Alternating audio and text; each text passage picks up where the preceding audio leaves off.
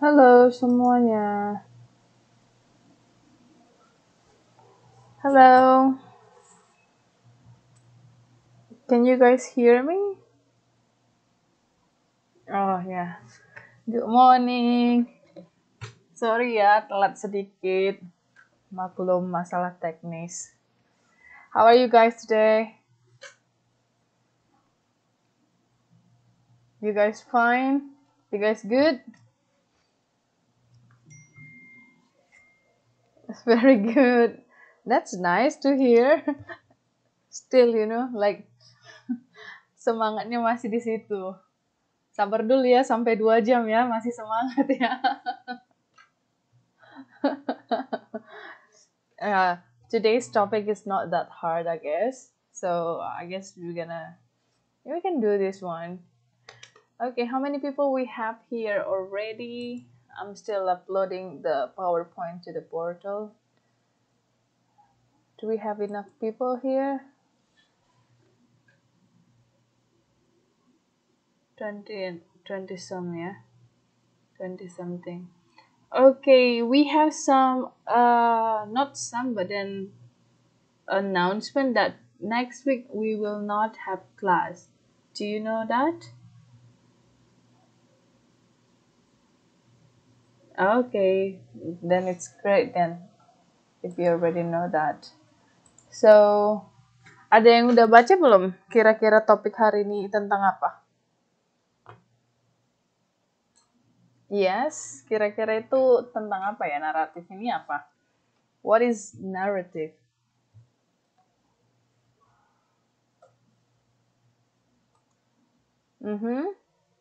Yes, naratif tentang cerita.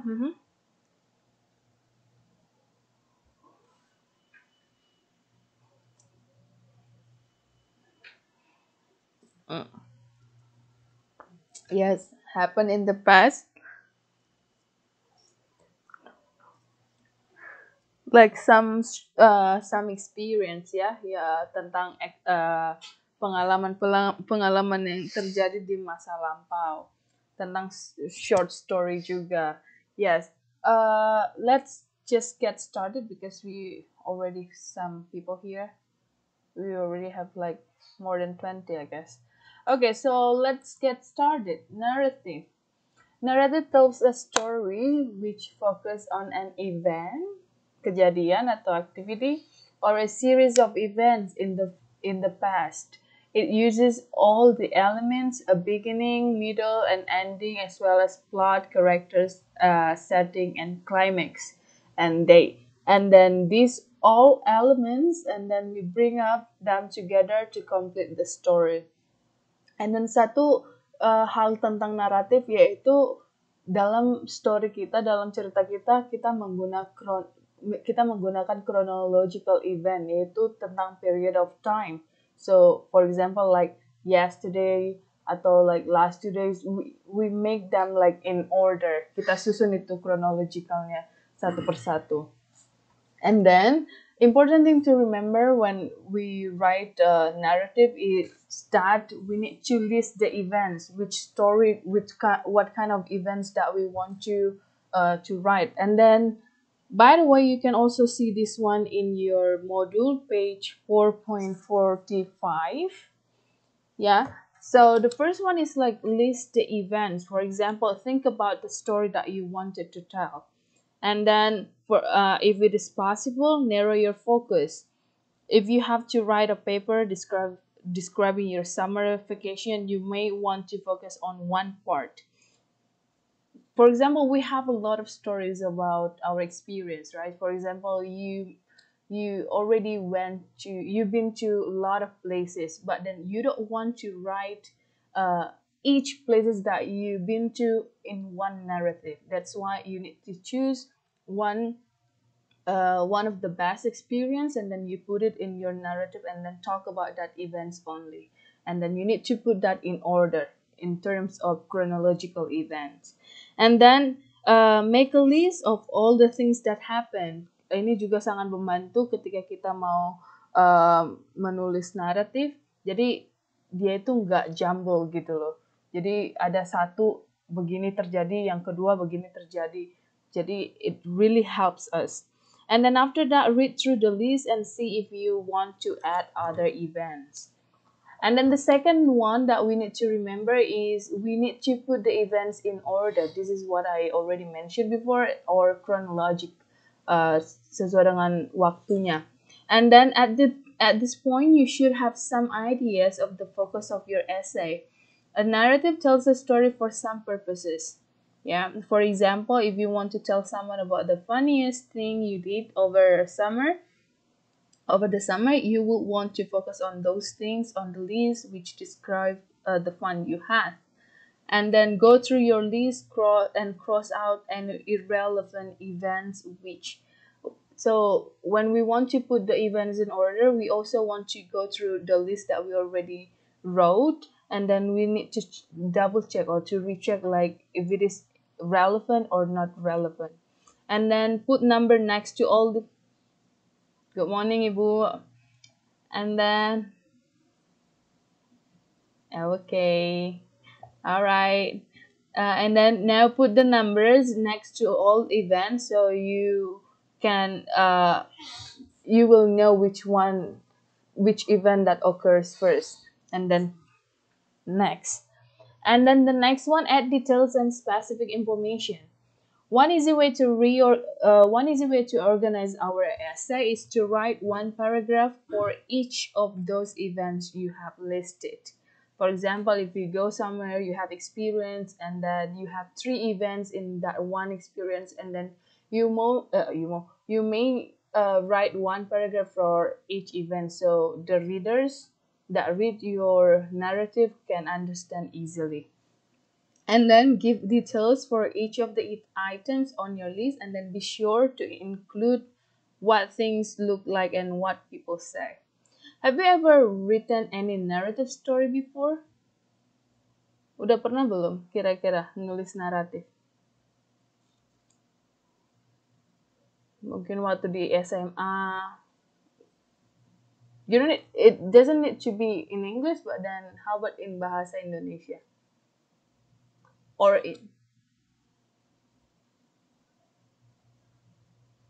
oh, then that's great. Then it means you're already familiar with narrative. Kemarin juga saya nulis, tugas kita complaint letter sama personal letter ya. Well, it's also, and then basic essay. Last time also we talked about basic essay, right? So this one is also an essay, but then we talk about our experience, some kind of experience. So let's move on to our unit 1. The next one, the thing that we want to talk about. So unit 1, we're gonna talk about experience. Writing experiences, it usually uses the first person. Ketika kita mau menulis tentang pengalaman kita menggunakan kata ganti saya atau kata ganti orang pertama, yaitu saya. And then what to remember when we want to write an experience, yaitu choose one experience you remember best, which we already talked about this one. And then write a general statement. So general statement ini ya kalimat yang membawa kita dalam cerita itu apa yang akan terjadi selanjutnya. Jadi semacam introduction in the story. And then give sufficient details, not too much and then not too less.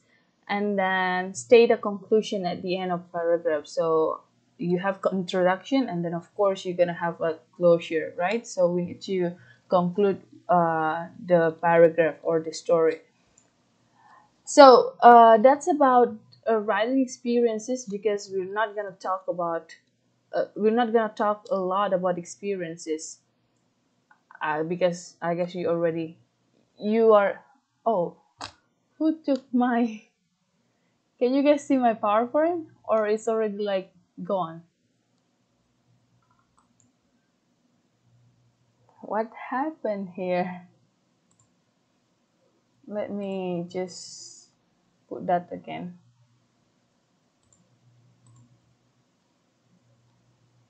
Wait a second. Jadi untuk experience kita nggak bakalan bahas banyak-banyak, tapi kita bakalan bahas grammar apa yang biasanya digunakan untuk experience. What do you think? What kind of grammar that we usually use for experience? simple past tense because we want to talk something that already happened, right? And then after that, after simple past tense, also we're gonna talk about reported speech. Simple past tense, yes, we're gonna talk about simple past tense, but then it's gonna be in unit 2. But before that, we're gonna talk about reported speech. Have you ever heard about reported speech before? Reported speech itu apa ya? Apa itu reported speech?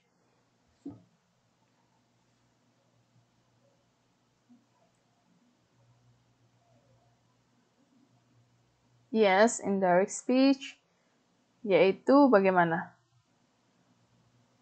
Bagaimana itu indirect speech?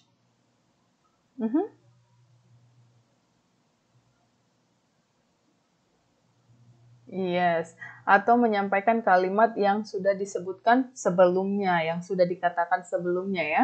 So that's about reported speech. We are gonna talk about this one deeper. Wait until my PowerPoint is coming up. Okay.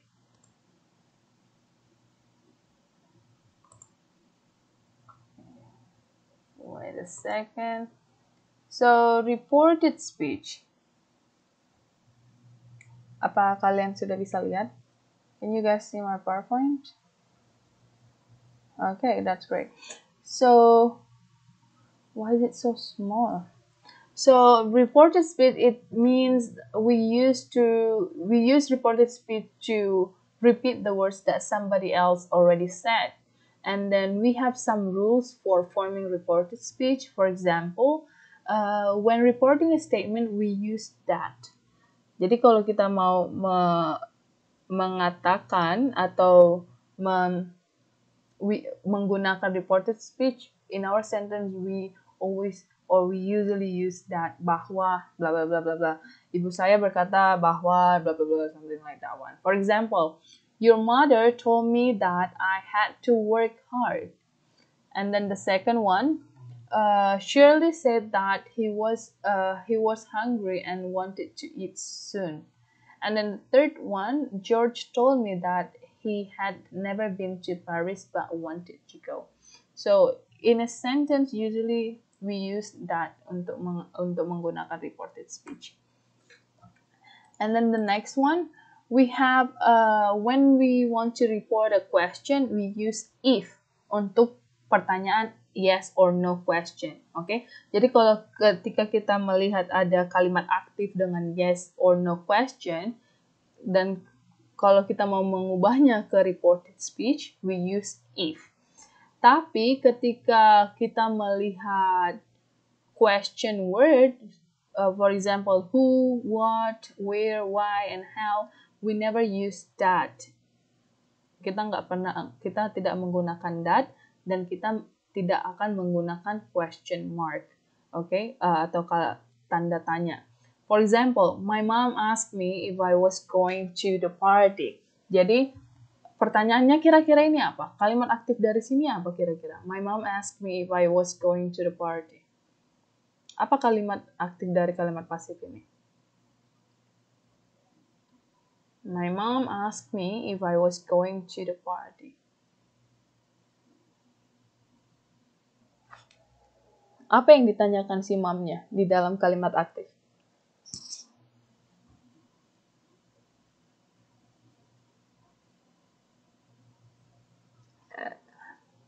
Yes, are you going ya? Jadi bukan I am going to the party. Oke, secara nada itu pertanyaan, tapi Mbaknya bilang I am going. So it should be like pertanyaannya itu are you going to the party? So when we want to change that, and then we will say my mom asked me if I was going to the party. Okay, number two.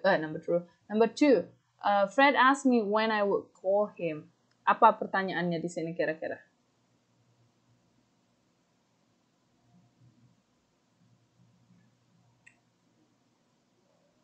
Is it still him?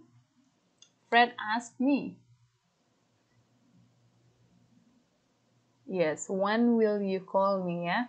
Okay, the next one. Great. He asked me how much I bought my phone. Apa pertanyaannya kira-kira?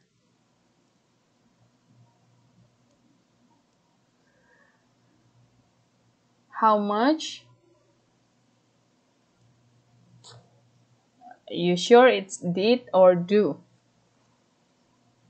How much do you buy your phone, right?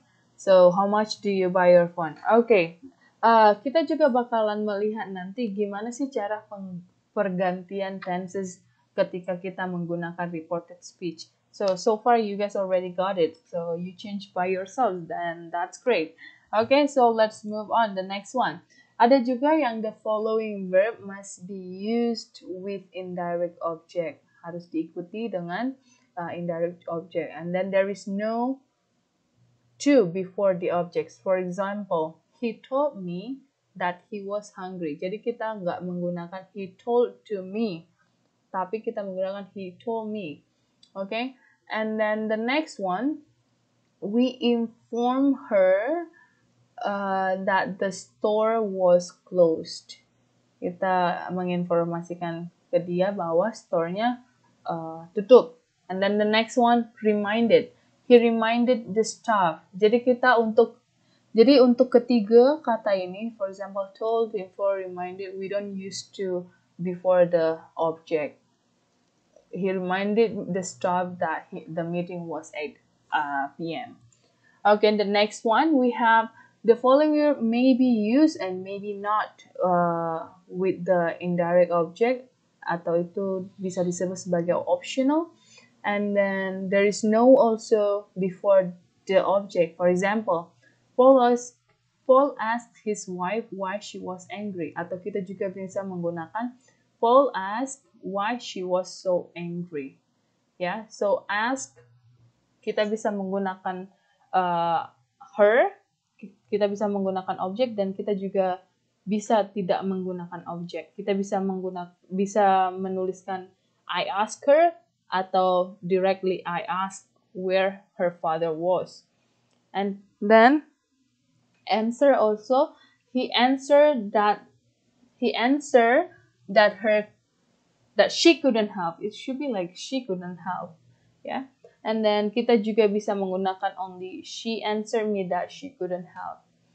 And also promise, Jade promised him that she would stay, or Jade promised that she would stay. And so this is optional. It depends on you if you want to use it or if you don't want to use it. Alright. And then kalian juga bisa melihat ini di modul. It's on page 5.6. Yes, 5.6, 5.7. And then the next one, we have the following verb need to before kita harus menggunakan to before the indirect object. But then still it's optional. You can do that and you can also not to do that. For example, said. Marvin said that he would be late. Or Marvin said to me that he would be late. And then the second one is explained. We explained to her why we had been so serious, or we explained why we had been so serious. Okay. And then complained. The student complained that the room was so small, or the student complained that the room the student complained to us that the room was so small. So this is an option also for you. Any questions so far? No? No question? Jadi kira-kira bagaimana cara penggantian tensesnya? Kalian tahu nggak bagaimana cara penggantian tenses di dalam reported speech? For example, if we use present tense, what we gonna use in passive? Past tense. Kalau kita menggunakan future tense, what we gonna use? Okay, we use will, but then if we want to use reported speech, what we gonna have? Okay, would. Is it only would or something else?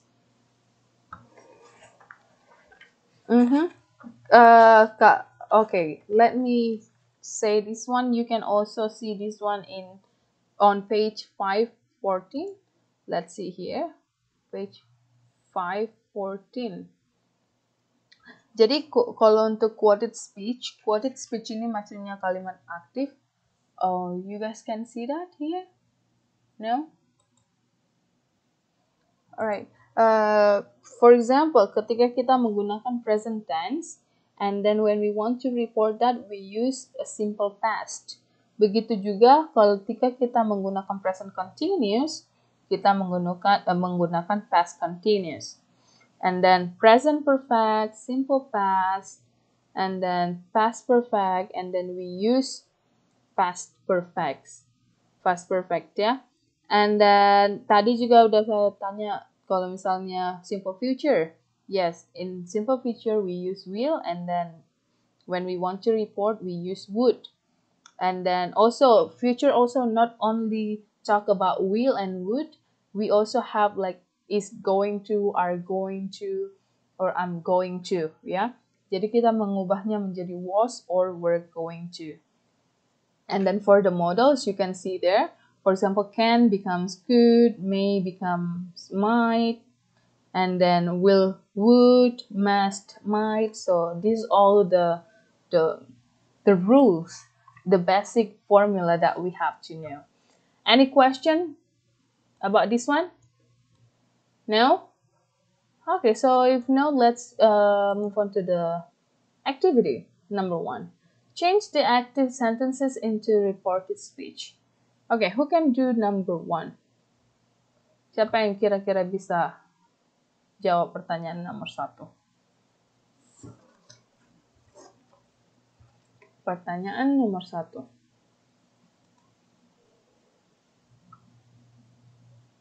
Ada yang bisa? Oke.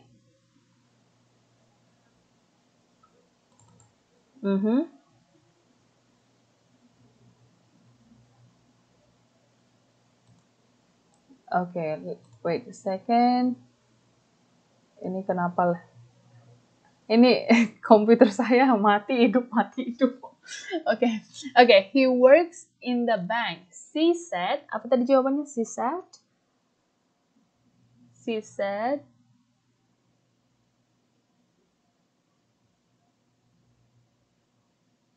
Yes. So he works in a bank. Itu present tense ya. And then when we want to change it, she said that he worked in a bank. Yes. Jadi kita pakai ed di belakang.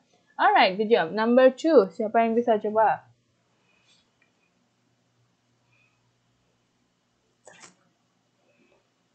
Number 2.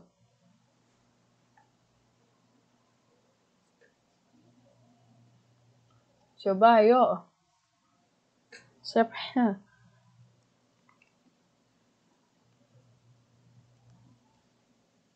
Lah, kok nggak ada yang bisa? Yeah, sure.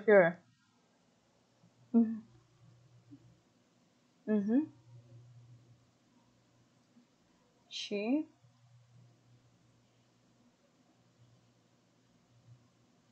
Okay. We went out last night. She told me that. So we have gone. It means we here including she or not. Okay, good job. How about the others?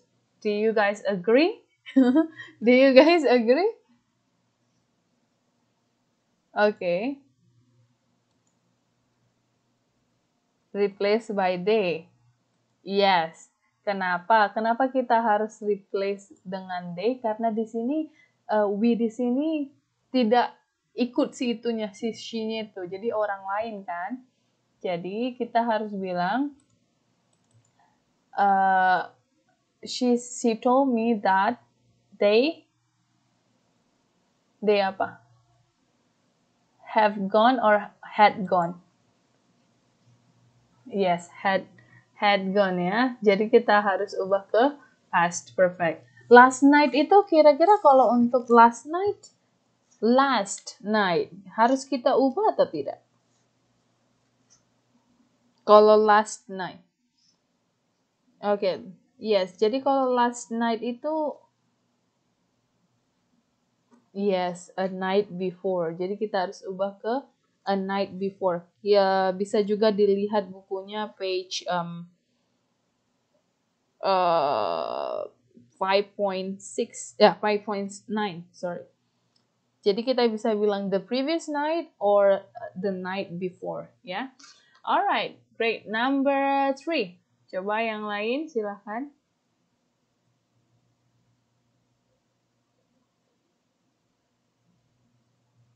Coba yo. Ini gimana nih kira-kira yang lainnya nih? Apakah kalian mendengar saja atau bagaimana? Atau cuma login doang? Oke, Mbak, silakan.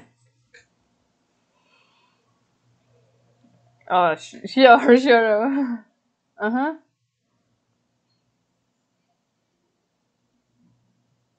Okay. I'm coming. She said that she, okay. Ini tensesnya apa coba? I am present continuous. That's correct. Jadi kalau kita mau mengubah present continuous, coba dilihat bukunya, kita harus mengubahnya ke past continuous. Oke, jadi she said, jadi gimana Mbak Jaro? Tadi itu present continuous. Kita mau ubah ke past continuous. She said, she, no, past continuous dari I am coming. I am di past continuous jadi apa?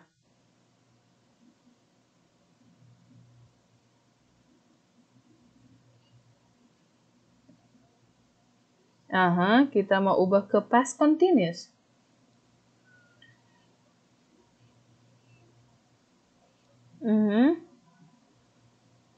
Were or was?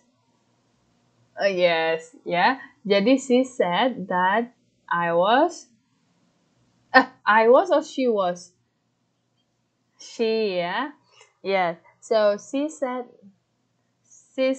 that she was coming. All right. Number 4. Coba. Oke, Mbak.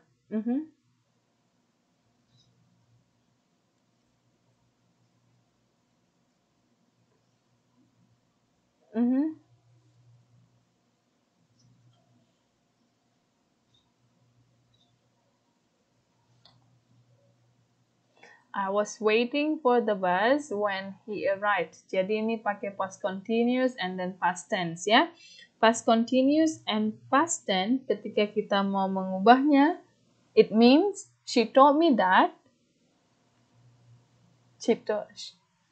she had been waiting for the bus when he had arrived. That's great, yeah. So I was waiting for the bus when he arrived. So she told me that she had been waiting for the bus when he had arrived. Alright, number 5. Good job, Mbak. Number 5. Silahkan yang lain.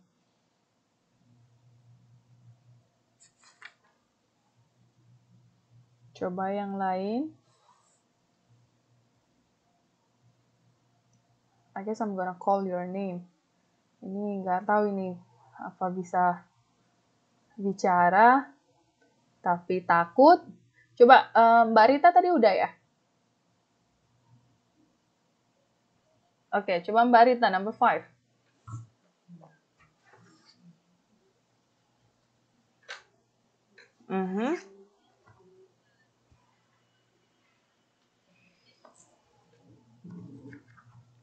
I'd never been there.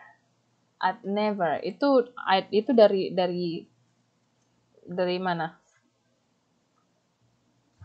I had never been there before. She said that she